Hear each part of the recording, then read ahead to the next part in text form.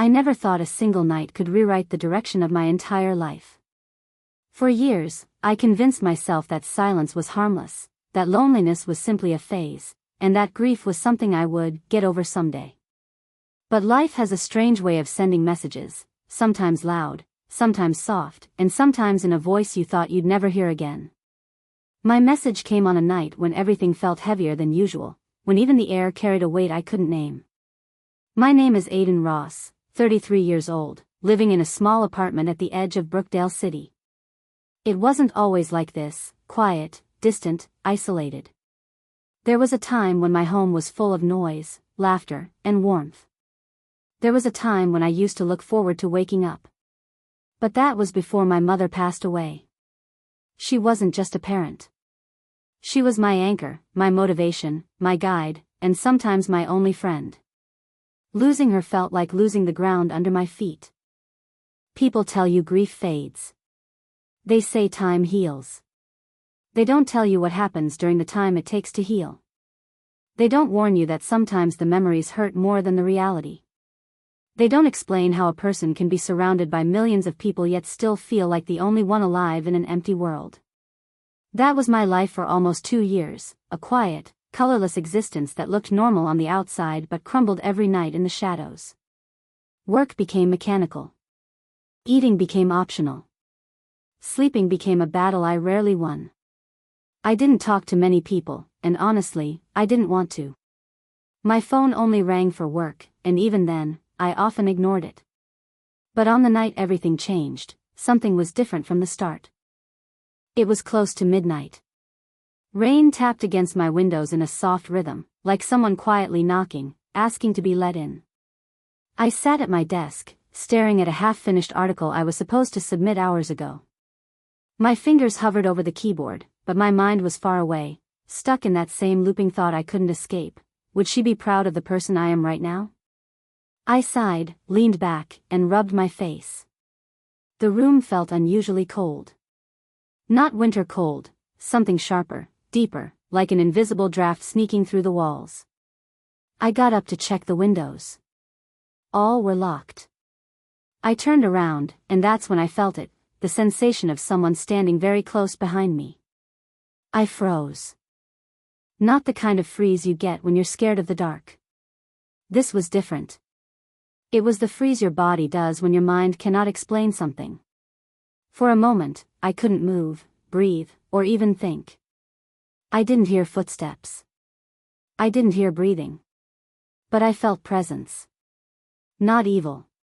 Not threatening. Familiar. I swallowed and finally turned around. No one was there.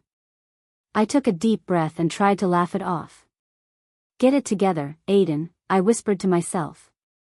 You're tired. That's all. I sat back down in my chair and forced myself to refocus on the screen.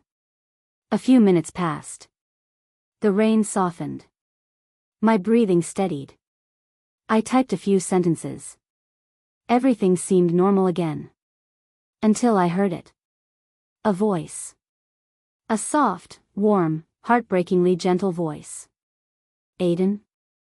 I froze again, but this time, something inside me cracked open, not fear, not confusion, emotion. Raw, overwhelming emotion. Because the voice I heard was impossible. Absolutely impossible. It was my mother's voice. I didn't breathe for several seconds. My ears rang. My chest tightened. A part of me wanted to run. A part of me wanted to scream.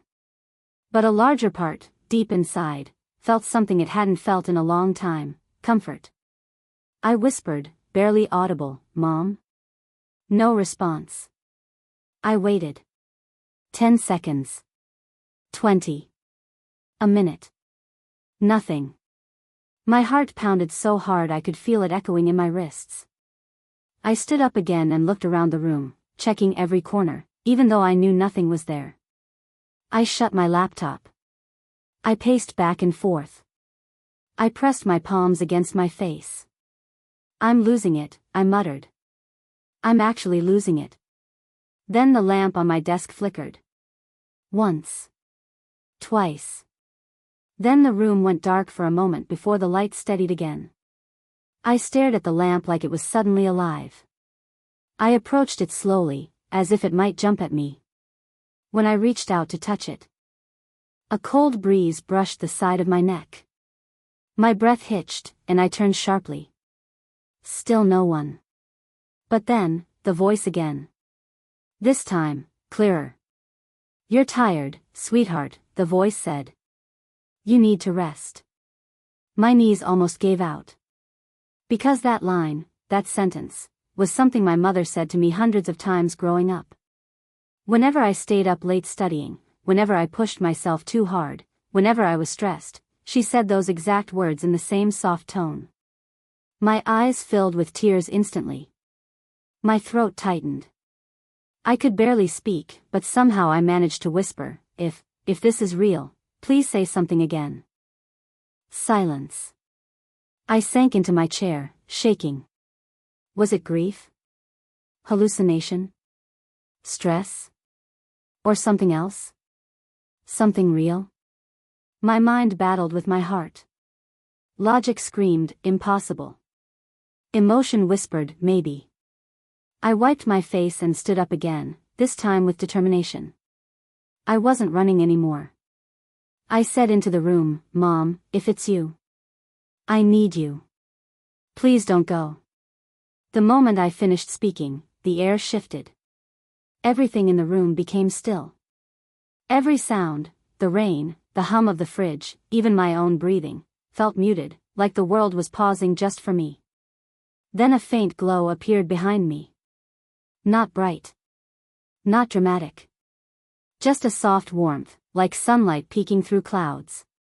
I turned slowly, terrified and hopeful at the same time. I didn't see a figure.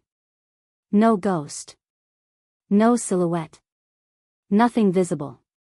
But I felt something. A weight on my shoulder. A gentle pressure. Exactly like a hand. My mother always touched my shoulder when I was upset.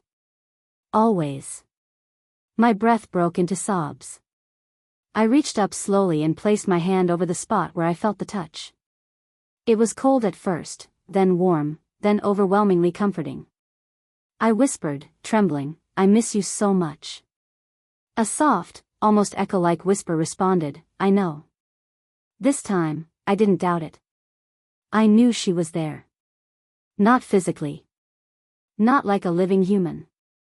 But her presence, her energy, her love, something of her was with me in that moment. Something that reached across whatever boundary exists between this world and the next. I closed my eyes and let the tears fall freely. For the first time in 2 years, I didn't feel alone. I didn't feel lost. I didn't feel broken. I felt held. Minutes passed. Maybe more. I don't know. Time didn't feel real. But eventually, the presence began to fade, not disappear, not vanish, just soften, like a candle dimming slowly. I panicked for a second and whispered, "Please don't leave yet." And the response came gently. "I never left, Aiden." My heart shattered and healed at the same time. The warmth faded. The room returned to normal. The sounds of the world slowly came back. The lamp no longer flickered. The cold draft was gone. Everything looked exactly as it had before, but I was not the same.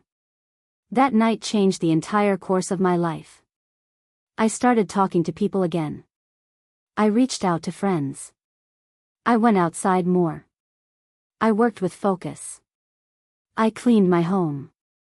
I started eating properly. I started sleeping again. I even began therapy, not because I felt broken, but because I wanted to stay healed. I kept remembering her words, "I never left." And I realized something profound: the people we love don't disappear when they die. They live differently. They appear in memories, in dreams, in instincts, in moments when we need them most. They are gone in body but never in presence. A year after that night, I visited my mother's favorite place, a small garden near the lake, filled with white lilies. I sat on the bench she loved.